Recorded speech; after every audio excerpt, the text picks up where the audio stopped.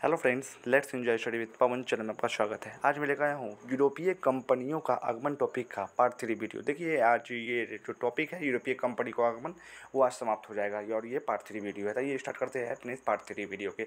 और हाँ, ये जो है पीपीएससी टीआरई के लिए और स्टेट के एग्जाम के लिए काफ़ी ज़्यादा इंपॉर्टेंट होने वाला है। ठीक है, आइए स्टार्ट करते हैं अपने इस वीडियो को। बाकी पार्ट 1 और पार्ट 2 का लिंक मैं अपने डिस्क्रिप्शन बॉक्स में डाल दूंगा, वहाँ जाकर देख सकते हैं। ये स्टार्ट करते हैं। कंपनी का यह नाम जो था, कंपनी का यह नाम 1833 ईस्वी तक रहा। 1833 ईस्वी के चार्टर्ड एक्ट द्वारा इसका नाम बदलकर जो है ईस्ट इंडिया कंपनी कर दिया गया। ठीक है, तो ईस्ट इंडिया कंपनी के उससे पहले कुछ और नाम था। आप पार्ट 2 वीडियो देखिएगा तब वहाँ समझ में आ जाएगा। ठीक है, ये नेक्स्ट है। फिर बंगाल में प्रारंभिक राजनीतिक गतिविधियाँ। बंगाल में सर्वप्रथम अंग्रेजों को व्यापारिक छूट 1651 ईस्वी में उस समय प्राप्त हुई, जब ग्रेवियन वॉटन ने, जो बंगाल के सूबेदार शाहशुजा के साथ दरबारी चिकित्सक के रूप में रहता था, एक लाइसेंस अंग्रेजी कंपनी के लिए प्राप्त किया था। देखिए, आप लोग कमेंट्स में बोलते हो कि आप सर कम से कम 2 बार रेटिंग कीजिए। अगर मैं 2 बार रेटिंग करूँ एक ही पॉइंट को तो वीडियो बहुत ज़्यादा बड़ा हो जाएगा। इसीलिए लगता है कि आप लोग के लिए बोरिंग हो जाएगा वीडियो, इसलिए मैं एक ही बार पढ़ता हूँ, धीरे से पढ़ता हूँ। ठीक है, आप लोग सुन सकते हैं। ठीक है,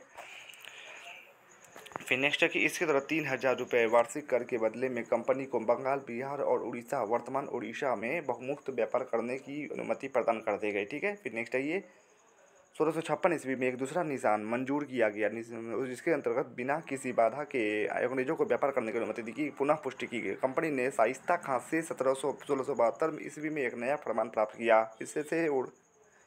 जिसमें उसे कर अदा न करने की विशेष छूट प्रदान की गई। फिर नेक्स्ट पॉइंट है ये, बादशाह औरंगजेब ने 1680 ईस्वी में एक फरमान जारी किया, जिसमें यह आदेश दिया गया कि कोई भी चुंगी के लिए कंपनी के कर्मचारियों को तंग न करे और न उसके व्यापार में कोई बाधा उत्पन्न करे। इसमें यह भी आदेश दिया गया था कि अंग्रेजों से 2% चुंगी के अतिरिक्त जो है 1.5% जजिया के रूप में भी लिया जाएगा। किंतु जब 1686 ईस्वी में अंग्रेजों ने हुगली को लूटा, तब मुगल सेनाओं से संघर्ष हुआ। फलस्वरूप उन्हें यहाँ से भागना पड़ा। साथ ही मछलीपट्टनम, विशाखापट्टनम आदि कारखानों को भी गंवाना पड़ा। इसी क्रम में सर जॉन चाइल्ड को 1688 ईस्वी में औरंगजेब ने भारत से निष्कासित कर दिया था। हाँ, फिर क्वेश्चन कई बार जो है बीपीएससी में पूछा हुआ क्वेश्चन है कि सर जॉन चाइल्ड को किसने भारत से निष्कासित किया था, तो औरंगजेब ने भारत से निष्कासित कर दिया था। ठीक है, फिर जॉर्ज चार्नोक ने अगस्त 1690 में सूतानाती में एक अंग्रेज कोठी स्थापित की। इस प्रकार ब्रिटिश भारत की भावी राजधानी कलकत्ता की नींव पड़ी। ठीक है, तो एग्जाम में पूछा जाता है कि कलकत्ता की नींव किसने रखी थी, तो जॉर्ज चार्नोक ने कलकत्ता की नींव रखी थी। ठीक है, फिर नेक्स्ट, बंगाल के सूबेदार अजीम उस शान ने 1698 ईस्वी में अंग्रेजों को सुल्तानाती कलकत्ता और गोविंदपुर नामक 3 गांवों की जमींदारी प्रदान की। इन्हीं मिलाकर जॉर्ज चार्नोक ने कलकत्ता की नींव रखी थी। ठीक है, कलकत्ता की नींव जॉर्ज चार्नोक ने जो है सुल्तानाती कलकत्ता और गोविंदपुर को मिलाकर रखी थी। ठीक है, वही बाद में कलकत्ता कहलाया। इंग्लैंड के सम्राट के सम्मान में उक्त किलाबंद व्यावसायिक प्रतिष्ठान का नाम फोर्ट विलियम रखा गया था। Sir Charles Eyre fort William के प्रथम प्रेसिडेंट हुए। तो फोर्ट विलियम के प्रथम प्रेसिडेंट कौन थे, तो सर चार्ल्स आयर थे। 1700 ईस्वी में यह प्रथम प्रेसिडेंसी नगर घोषित किया गया, जो 1774 ईस्वी में 1911 ईस्वी तक जो है ब्रिटिश शासन की राजधानी रहा। ठीक है, फिर नॉर्थ मिशन 1698 में ये 1698 ईस्वी में इंग्लैंड के राजा विलियम तृतीय ने एक अन्य कंपनी स्थापित की, जो English company trading in the east के नाम से प्रसिद्ध हुई। इस कंपनी ने अपने लिए व्यापारिक सुविधाएं प्राप्त करने के उद्देश्य से सर विलियम नॉरिस को औरंगजेब के दरबार में राजदूत के रूप में भेजा था। फिर ये नेक्स्ट पैराग्राफ पे चलते हैं। Sir John Surman mission 1715 company ने 1715 ईस्वी में जॉन सरमन की अध्यक्षता में कलकत्ता से एक दूत मंडल मुगल दरबार में भेजा था।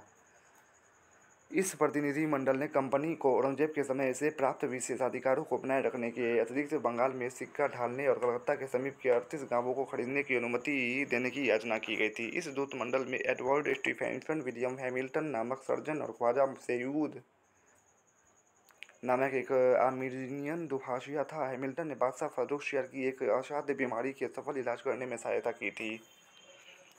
इसके परिणामस्वरूप फर्रुखशियर अंग्रेजों से प्रसन्न हो गया तथा उसने 1717 ईस्वी में एक शाही फरमान जारी किया, जिसके अंतर्गत 3,000 रुपये वार्षिक कर के बदले में कंपनी को बंगाल में मुक्त व्यापार करने की छूटें दी गई।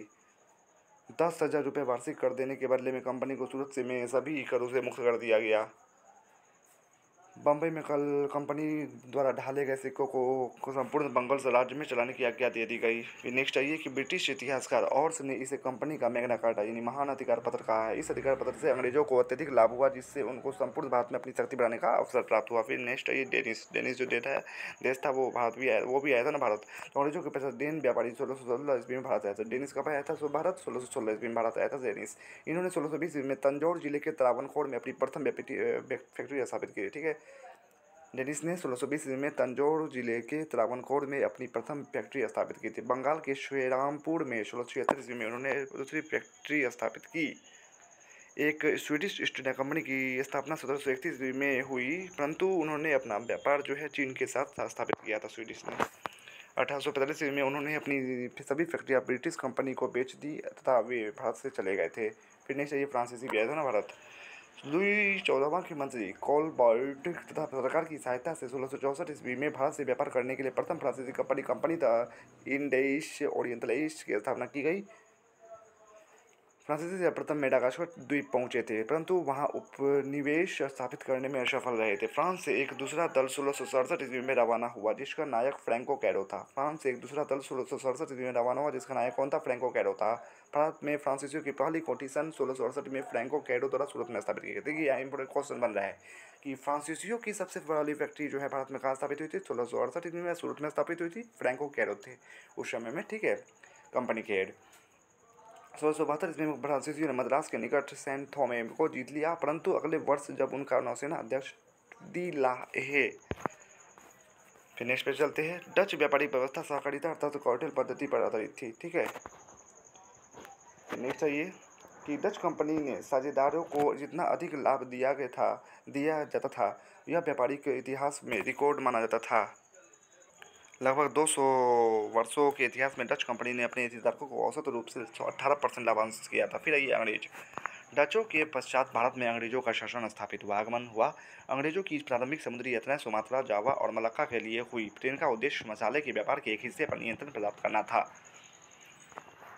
नेक्स्ट पॉइंट है, सितंबर 1599 ईस्वी में लंदन में कुछ व्यापारियों ने लॉर्ड मेयर की अध्यक्षता में एक सभा का आयोजन किया। इन व्यापारियों ने पूर्व के देशों के साथ व्यापार करने के उद्देश्य से 1599 ईस्वी में एक कंपनी का गठन किया।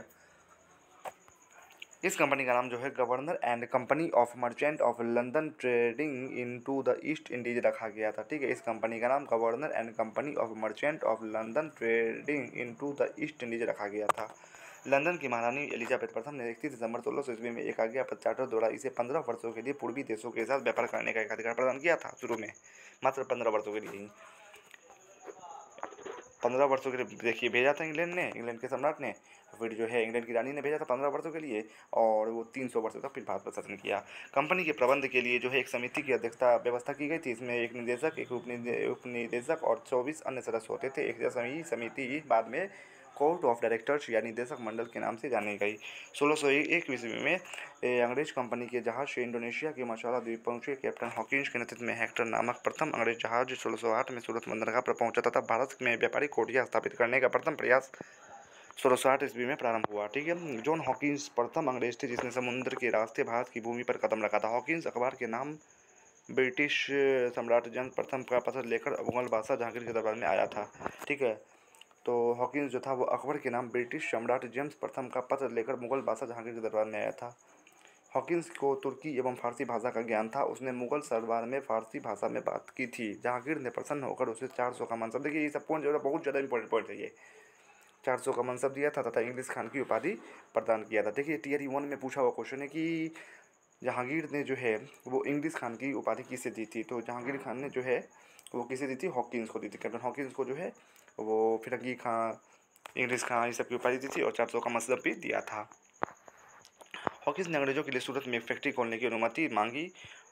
कैप्टन मिडिल्टन के प्रयासों से प्रारंभ में अनुमति प्रदान कर दी गई, परंतु पुर्तगालियों का शत्रुतापूर्ण कारनामों और सूरत के सौदागरों के विरोध के कारण यह अनुमति रद्द कर दी गई। फिर नेक्स्ट पैराग्राफ पर चलते हैं।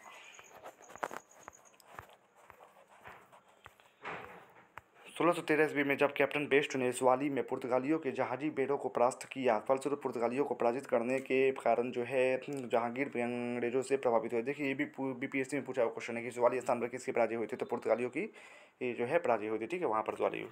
1613 ईस्वी में जहांगीर ने अंग्रेजों को सूरत में स्थायी कारखाना स्थापित करने की अनुमति दे दी। इसके पहले 1611 ईस्वी में मछलीपट्टनम में जो है अंग्रेजों ने व्यापारिक कोठी स्थापित की थी, ठीक है। 1611 में मछलीपट्टनम में जो है व्यापारिक कोठी स्थापित की थी। फिर 1613 ईस्वी में जो है सूरत में फिर अस्थायी कारखाना स्थापित करने की अनुमति दे दी उसको। 1615 ईस्वी में सर थोमस लो जहांगीर के दरबार में आया था। मसूलीपट्टनम गोलकुंडा राज्य का प्रमुख बंदरगाह था। यहाँ से अंग्रेज स्थानीय सूती वस्त्रों को खरीद कर जो है फारस एवं पैंटम भेजते थे।